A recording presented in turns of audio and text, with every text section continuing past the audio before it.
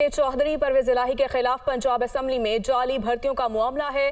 अदालत ने जिस्मानी रिमांड के इस्तदाह पर फैसला महफूज कर लिया। जुडिशल मैजिस्ट्रेट ने गुलाम मुर्तजा वर्क ने परवेज इलाही के खिलाफ केस पर समाअत की है। चौधरी परवेज इलाही के खिलाफ पंजाब असेंबली में जाली भर्तियों का मामला है।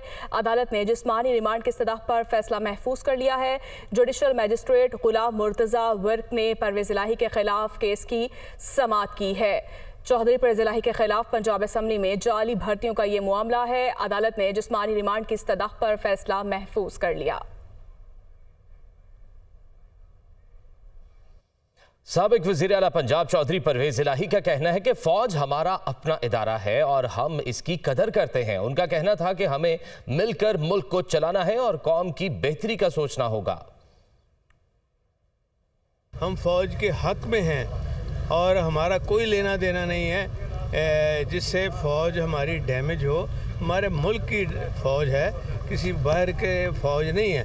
और हमारे साथ बैठे वे फॉरवर्ड बताएं कि मुल्क को आगे लेके कैसे जाना है। ना लोगों को नौकरियां मिल रही हैं, ना लोगों को खाने पीने की चीज़ें मिल रही हैं, ना लोगों को कपड़ा ओढ़ने के लिए मिल रहे हैं। जहां हम गलत हुए उसकी हम इस्लाह करेंगे और मिल के इस मुल्क की बेहतरी का कर लें। और उसमें फ़ौज एक बहुत बड़ा अदारा है माशाअल्लाह, और वो हमारा अदारा है, हमारा अपना अदारा है। हम इकट्ठे चाहते हैं कि मिल के ये सारा। डॉक्टर उस्मान अनवर का कहना है कि 9 मई को जलाओ घिराओ, जिना हाउस और दीगर तंसीबात पर हमले एक ही वक्त शुरू किए गए। जो भी हुआ बाकायदा मनसूबाबंदी के तहत हुआ। लाहौर में न्यूज़ कॉन्फ्रेंस करते हुए उन्होंने कहा कि जिम्मेदारों को कैफरे किरदार तक पहुंचाएंगे।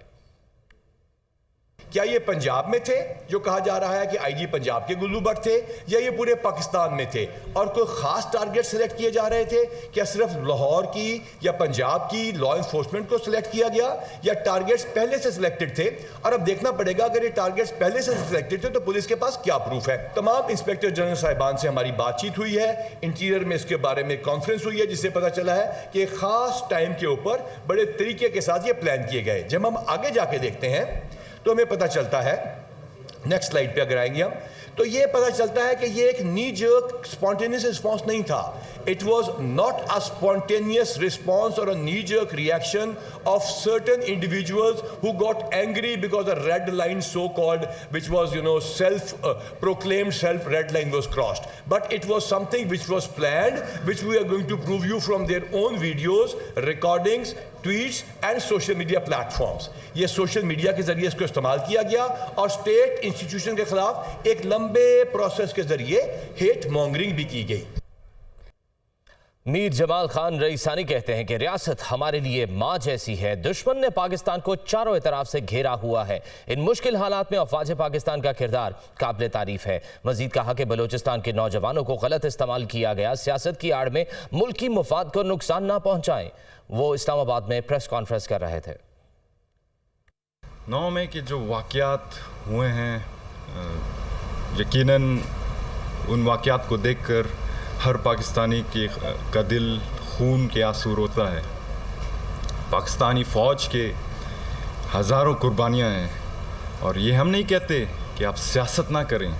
सियासत आपका जमहूरी हक है, सियासत आपका हक है और हम चाहते हैं कि पाकिस्तान में जमहूरियत आगे बढ़े। लेकिन अगर सियासत की आड़ में आके अगर आप अपने अफवाज पाकिस्तान को उसके ऊपर अटैक करते हैं और मुल्क की सलामती को उसके ऊपर आप अटैक करते हैं, और मुल्क शहीदों की यादगारों हैं उनके ऊपर अगर आप अटैक करते हैं, ये मैं समझता हूँ कि काबिल मज़म्मत भी है और ये हम नहीं होने देंगे। इन चंद दिनों बलोच नौजवान को वर्गलाया जा रहा है, ब्रेन वॉश किया जा रहा है। दुश्मन को एक मौका मिला है 9 मई के वाक़यात के ज़रिए। और सीनियर सियासतदान जहांगीर तरीन नई पार्टी बनाने के लिए मुतहरिक है। नई पार्टी का नाम तजवीज़ करने और इलेक्शन कमीशन में रजिस्ट्रेशन के लिए कमेटी कायम कर दी गई। पाकिस्तान इंसाफ पार्टी, अवाम दोस्त पार्टी समेत मुतअद्दिद नामों पर गौर किया जा रहा है। जहांगीर तरीन ने पार्टी के लिए नाम के लिए करीबी दोस्तों से तजावीज़ भी मांग ली। रिपोर्ट करें लियाकत अंसारी। सीनियर सियासतदान जहांगीर तरीन नई पार्टी बनाने के लिए मुतहर्रिक। नई पार्टी का नाम तजवीज़ करने के लिए कमेटी कायम कर दी गई। इसहाक खाकवानी, ओन चौधरी और लीगल टीम पर मुश्तमिल कमेटी तश्कील दे दी। नुमान लंगड़ियाल, फैसल हयात जबवाना और शोएब सिद्दीकी भी कमेटी में शामिल। जहांगीर तरीन ने कमेटी को पार्टी का नाम फाइनल करने की हिदायत कर दी। जहांगीर तरीन ने कमेटी को नई पार्टी का नाम फाइनल करने के बाद रजिस्ट्रेशन के लिए फौरी इकदाम का टास्क भी दे दिया। लीगल टीम नई पार्टी की रजिस्ट्रेशन के लिए इलेक्शन कमीशन को दरकार तमाम तकाजे पूरे करेगी। नई सियासी जमात के लिए पाकिस्तान इंसाफ पार्टी और अवाम दोस्त पार्टी समेत मुतादिद नाम ज़ेर गौर। जहांगीर तरीन ने करीबी साथियों से भी नई पार्टी के नाम बारे तजावीज़ मांग दी। सीनियर सियासतदान जहांगीर तरीन की जानिब से आइंदा हफ्ते नई सियासी जमात का ऐलान मुतवक्के है। तहरीक इंसाफ को छोड़ने वाले हम ख्याल अराकीन ने नया ग्रुप बना लिया। डॉक्टर मुराद रास और हाशिम डोगर की ज़ेर सदारत इजलास में ग्रुप का नाम फाइनल किया गया। इजलास में फैसला किया गया कि फिलहाल हम ख्याल अराकीन जहांगीर तरीन ग्रुप के साथ नहीं जाएंगे। अराकीन डेमोक्रेट्स के नाम से अपनी अलग शनाख्त रखेंगे। ग्रुप में आने वाले अराकीन की शनाख्त भी फिलहाल जाहिर नहीं की जाएगी। इलेक्शन कमीशन में ग्रुप को रजिस्टर नहीं करवाया जाएगा। डॉक्टर मुराद रास के मुताबिक अलग ग्रुप की हैसियत से शनाख्त बनाएंगे। मुस्लिम लीग काफ, पीपल्स पार्टी और मुस्लिम लीग नून में भी शमूलियत नहीं की जाएगी। साबिक रुकन पंजाब असेंबली आयशा इकबाल ने तहरीक इंसाफ छोड़ दी। लाहौर में प्रेस कॉन्फ्रेंस करते हुए आयशा इकबाल ने कहा कि पीटीआई और सियासत से मुकम्मल किनाराकश हो रही हूँ। पाकिस्तान हमारी रेड लाइन है, पाकिस्तान है तो सब कुछ है। मैं पीटीआई और सियासत से मुकम्मल किनाराकश हो रही हूँ। उसकी वजह यही है कि ये जो 50 बच्चों का खून बहा और खून खराबा, ऐसी सियासत मुझे पसंद नहीं है। जो मुल्क की सियासतें नज़र आ रही हैं, इसके अलावा भी असेंबली में भी मैं देख रहे हैं हमें ऑफरें हो रही हैं। मुझे भी 2 दफ़ा ऑफरें हुई हैं करोड़ों की, मैंने नहीं रुपया। इस वक्त जो भी मुल्क के हालात हैं, हर कोई परेशान है, आप सब भी परेशान हैं। पाकिस्तान है तो सब कुछ है। मैं हूँ, आप हैं, हमारे बच्चे हैं। मुस्लिम लीग काफ के चीफ ऑर्गेनाइजर चौधरी सरवर की जानिब से कहा गया कि तमाम इदारों को अपने दायरा इख्तियार में काम करना चाहिए। मुल्क में अदालती निज़ाम फरसूदा हो चुका है। मुल्क को लूटने वाले किसी करप्ट को आज तक सजा नहीं मिली। असेंबलियां तहलील होनी चाहिए। वो डॉक्टर अमजद की मुस्लिम लीग में शमूलियत के मौके पर लाहौर में मीडिया से गुफ्तगू कर रहे थे। तमाम अदारे जो हैं उनको अपने अपने दायरा इख्तियार में काम जो है वो करना चाहिए। आपने देखा है कि अदालतें इस मुल्क में फरसूदा हो चुकी हैं। पुलिस इन्वेस्टिगेशन नाम की चीज़ कोई नहीं है। बड़े से बड़ा जिसने भी इस मुल्क को लूटा है, आज तक किसी को सज़ा नहीं मिली है और प्रेजेंट सिस्टम में मैं ये ही देख भी नहीं रहा।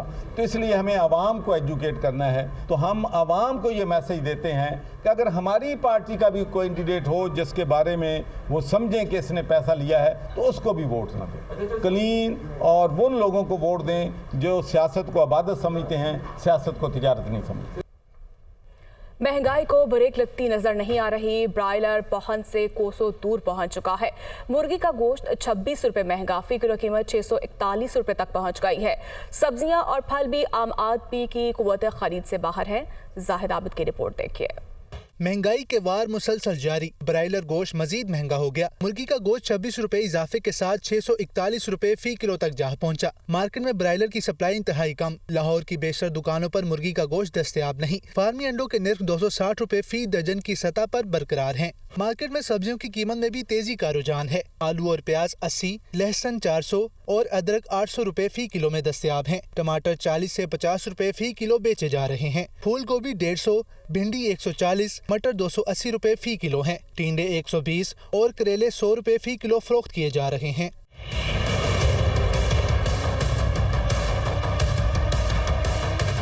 अवाम कहते हैं कुव्वत खरीद के मुकाबले में अशिया ज़रूरिया कहीं ज्यादा महंगी हैं। हम तो यही कहेंगे, इन्हों को शर्म तो आती नहीं है हुक्मरानों को। हाँ जी, इन्हों के पास तो पैसा है, गरीब आदमी के पास पैसा कोई नहीं है। किसकी तनख्वाह 20,000 है, किसी के 25,000 है, उसमें वो घर का खर्चा कैसे चलाए। ज़्यादातर अवाम जो है वो इस वक्त परेशान है। उनकी जो पेइंग कैपेसिटी है उसके मुताबिक महंगाई की शरह जो है वो बहुत ज़्यादा बढ़ गई हुई है। करीब अब बजट भी पेश होने वाला, 9 तारीख को बजट पेश होना है। तो मैं यही कहूँगा कि ये बजट में अगर ये टैक्सों की भरमार कर देंगे ना, तो बजाय इसके कि ये सस्ती हो चीज़ें महंगी हो जाएंगी। फलों में सेब 400, आम 200 से 300, तरबूज 40 से 50 रुपए फी किलो, जबकि केले स्पेशल 400 रुपए फी दर्जन मिल रहे हैं। वज़ीर रेलवे हवाबाजी ख्वाजा साद रफीक ने कहा कि रूज़वेल्ट होटल के 1025 कमरों को 3 साल की लीज पर दे दिया है। इस लीज से पाकिस्तान को $220 मिलियन आएंगे। न्यूयॉर्क की सिटी एडमिनिस्ट्रेशन के साथ कॉन्ट्रैक्ट साइन हुआ है। तमाम एयरपोर्ट्स एक एक करके आउटसोर्स किए जाएंगे। तमाम अमल शफाफ होगा। वह लाहौर में न्यूज़ कॉन्फ्रेंस कर रहे थे। हुकूमत पाकिस्तान का न्यूयॉर्क की जो सिटी एडमिनिस्ट्रेशन है उसके साथ कॉन्ट्रैक्ट साइन हो गया। 3 साल के लिए वो होटल हमने उसका 1025 कमरा यानी 100% वो लीज पे दे दिया है। 3 साल का मुआहदा है जिसमें से 1.5 साल का गारंटेड बिजनेस है, लेकिन हमारा अंदाज़ा 3 साल इंशाल्लाह ये चलेगा। $220 मिलियन पाकिस्तान में आएगा और जिस हालत में होटल है उसी हालत में इंशाल्लाह वापस मिलेगा। तो वो जो क्या सराहियाँ थी उसके बारे में कि जी बिक जाएगा, जी पता नहीं क्या क्या हो जाएगा, मेरा ख्याल है वो कहानी तो अब क्लोज़ हो गई है। आप हीथ्रो को देख लें, आप मदीना मुनव्वरा का एयरपोर्ट देख लें, आप ये जो आपका जो इस्तांबुल का बड़ा वाला एयरपोर्ट है वो देख लें, सारे ऑपरेशंस जो हैं ये आउटसोर्स हैं। तो हम दुनिया में सबसे पीछे रह जाते हैं हर बार। हमें भी दुनिया के साथ जो बेस्ट वर्ल्ड प्रैक्टिसेस हैं उनको फॉलो करना चाहिए। बिल्कुल ट्रांसपेरेंट प्रोसेस होगा और पूरी कौम के सामने। और अब आपको बताएं कि MQM ने मर्दमशुमारी को मुस्तरद कर दिया है। मुस्तफ़ा कमाल कहते हैं कि मर्दमशुमारी में लोगों को पूरा गिना नहीं गया। मर्दमशुमारी हमारी रेड लाइन है। किसी की सियासत के लिए हमें सिंध हुकूमत के हाथों गिरवी ना रखा जाए। वो कराची में फारूक सत्तार के हमरा प्रेस कॉन्फ्रेंस कर रहे थे। आपने डिजिटल सेंसस की है तो ये फॉर्म क्यों लेकर आए हैं? तो लोगों ने उस पर ऑडिट कराने से बहुत सारी जगहों से मना किया, तकरीबन ज़्यादा जगहों पे। हमने वज़ीर आज़म से मीटिंग की है MQM ने, उसके बाद एहसन इकबाल साहब से मीटिंग की है, फिर खालिद मकबूल सिद्दीकी साहब ने कन्वीनर MQM, उन्होंने एहसन इकबाल साहब को ख़त लिखा है और हम उन्हें ये बताना चाहते हैं कि हम ये जो नंबर आए हुए हैं इन नंबर को हम नहीं मानते। पाकिस्तान में जो अफरा तफरी चल रही, जब इससे फारिग होंगे तो पता चलेगा कि भाई आबादी जो है वो इतनी रह गई। भाई हम इस तमाम पॉलिटिकल अफरा तफरी के बावजूद हम इससे सरफ नज़र नहीं कर सकते। ये हमारे लिए ज़िंदगी और मौत का, मेरी नस्लों की ज़िंदगी और मौत का मसला है। तो भाई अभी इस वक्त एक तबका हुकूमत गिराने में लगा हुआ है, एक तबका हुकूमत बचाने में लगा हुआ है। किसी को कोई फिक्र नहीं है कि हो क्या रहा है। कि ये जो सेंसस के नंबर है 1,91,00,000 कराची के नंबर, ये हम नहीं मानते। और नाज़रीन, कराची में मरकजी मवेशी मंडी नॉर्दर्न बाईपास पर कायम की गई है। 50,000 से जायद मवेशी फरोख्त करने के लिए पहुंचा दिए गए हैं। मजीद तफसीलात बता रहे हैं दुनिया न्यूज़ के नुमाइंदे अली मेहदी। जी अली, आगाह कीजिएगा। हाँ जी, इस वक्त मैं कराची की मरकजी मवेशी मंडी में मौजूद हूँ। नॉर्दर्न बाईपास के मुकाम पर 700 एकड़ रकबे पर जो है ये मवेशी मंडी लगाई गई है, जहाँ जो है बड़ी तादाद में सिंध पंजाब से लाए गए बड़े मवेशी रखे गए हैं, जिसमें बछिया भी है और जिसमें बछड़े भी हैं। मुंतज़मीन की जानिब से जो है VIP ब्लॉक भी बनाया गया है, जहाँ मुख्तलिफ कैटल फार्म्स की जानिब से जो है वो आला नस्ल के नायाब जो है मवेशी लाए जाते हैं। आइंदा चंद दिनों में उन मवेशियों की आमद का सिलसिला भी शुरू हो जाएगा। इस वक्त भी मवेशी मंडी के अतराफ सिंध पंजाब से आने वाली गाड़ियों की तवील कतार नजर आती है, जो कि मवेशी लेके मंडी का रुख कर रहे हैं। पंजाब से आने वाले एक व्यापारी भी मेरे साथ मौजूद है। 45 मन वजन है, 50 लाख रुपया कीमत है। और भी हमारे पास जानवर है बड़े बड़े, 40 मन 30 मन ऐसे।